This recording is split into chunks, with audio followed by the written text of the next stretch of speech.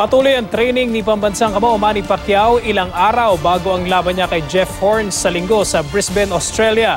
Ayon kay Coach Freddie Roach, nakadepende sa magiging resulta ng laban kung magpapatuloy pa sa pagboboxing si Pacman, pati ang posibilidad ng rematch kay Floyd Mayweather Jr. At live mula sa Brisbane, Australia, may report si Mav Gonzalez. Mav?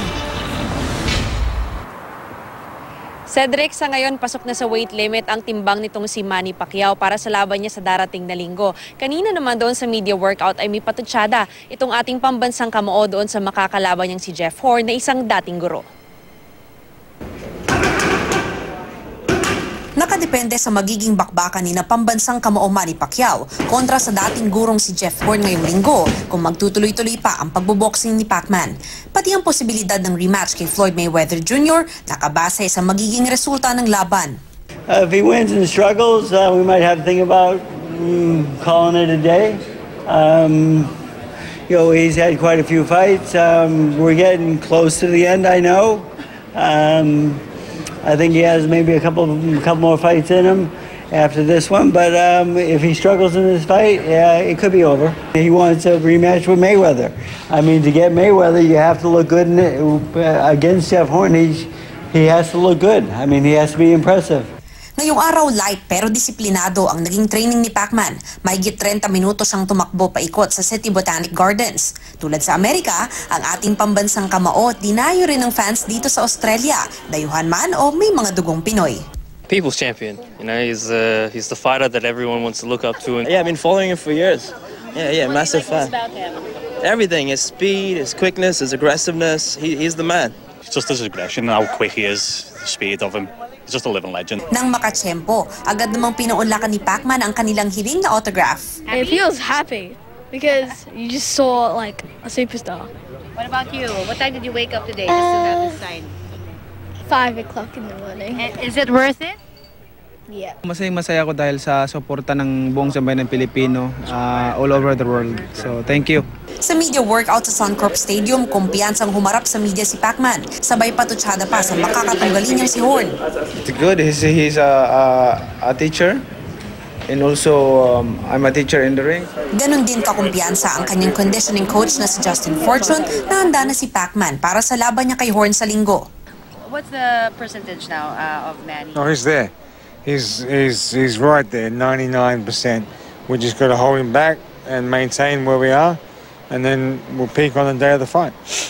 Pati si Coach Freddie Roach sinabing kondisyon na si Pacman. Nasa 144 pounds na ang timbang ni Manny Pacquiao ngayon. Pasok na ito sa 147-pound weight limit ng welterweight. Kaya naman ngayon ay mas masaya at relax na ang kanilang training sessions. Mula rin ngayon, magbabawas na raw sila ng ensayo para hindi na lalong bumaba pa ang timbang ng pambansang kamao. Nakikita na rin daw ulit ni Coach Freddie ang bangis ng batang Manny Pacquiao.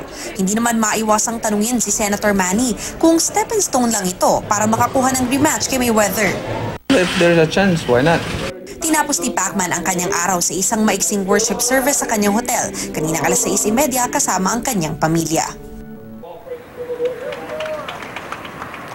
Cedric, sa ngayon pasado hating gabi na dito sa Brisbane, Australia, kaya nagpapahinga na yung ating pambansang kamao. Bukas naman ay magkakaroon ng final press conference kung saan maghaharap na itong dalawang boksingero na maglalaban sa tinaguriang Battle of Brisbane. Cedric? Mav, nabanggit ni Manny Pacquiao na kung may chance daw ay pwedeng bakit hindi na maglaban ulit sila ni Floyd Mayweather Jr. Ibig sabihin ba nito ay hindi niya iniisip yung possibility ng pagre-retire sa ngayon, Mav? Sa ngayon, Cedric, alam mo si Manny, sabi niya alam naman daw niya yung kanyang katawan. At syempre, ito ngang Sunday na laban niya, ito raw yung magiging gauge. Sabi nito ni Manny, pati na rin itong si Coach Freddie Roach, kung kaya pa nga lumaban nitong si Pacquiao kasi 38 years old na rin itong si Manny. At alam naman natin na syempre, habang tumatanda ka ay mas mahirap na yung mga demands ng training, especially nga dahil senator pa siya, may isa pa siyang trabaho, hindi lamang siya boksingero na lang ngayon. Pero ayon dito kay Manny, dati nakausap natin siya na kung pagkatapos nitong laban niya kay Horn ay pwede pa naman siyang lumaban at kung sakaling ito naman si Mayweather pagkatapos ng laban niya nga dito kay Conor McGregor ay mag-decide na lumaban pa, sabi niya bukas daw siya kung magkakasundo sila sa terms para nga doon sa Pac-May 2, Cedric. Mav, pakilarawan mo nga sa amin, kumpara sa ating mga Pilipino, yung mga Australians dyan, ganon din ba sila ka-fanatic o kapanatiko sa boxing, considering kababayan nila yung lalaban sa kababayan naman natin, Mav?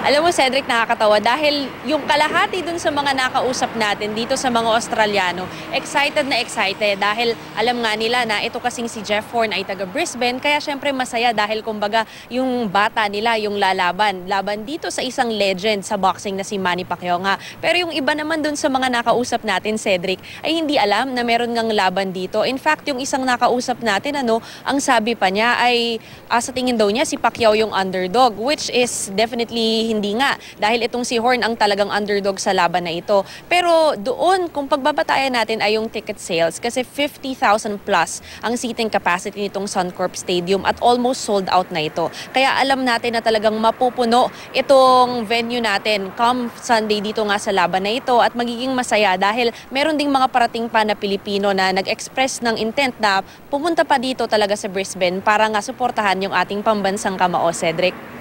Alright, maraming salamat, Mav Gonzalez.